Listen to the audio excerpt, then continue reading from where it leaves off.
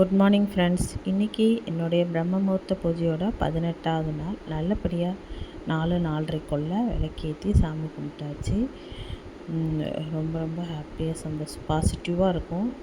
பிரம்ம முகூர்த்த பூஜை பண்ணும்போது உங்களுக்கே அதோட மாற்றங்கள் போக போக தெரியும்.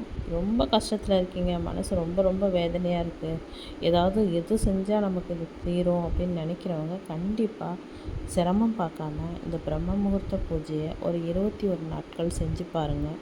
உங்களுக்கே அதனுடைய பலன் தெரியும்.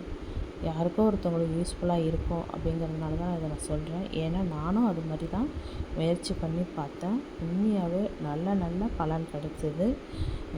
நீங்களும் அதை ட்ரை பண்ணி பாருங்கள். ரொம்ப கஷ்டம், மனசு ரொம்ப வீட்டில் பிரச்சனையாக இருக்குது, மனசு சஞ்சலமாக இருக்குது அப்படின்னு சொல்லி எப்போதுமே ஒரு நெகட்டிவ் தாட்ஸ் இருந்துக்கிட்டே இருக்குது, கெட்டது நடக்கிற மாதிரியே எண்ணம் இருக்குது அப்படின்னு நினைக்கிறவங்க இந்த பூஜையை சிரமம் பார்க்காம 4:30க்குள்ளே விளக்கேற்றி சாமி கும்பிட்டு பாருங்கள். உங்களுக்கே அதனுடைய பலன் தெரியும். பிடிச்சிருந்தால் லைக்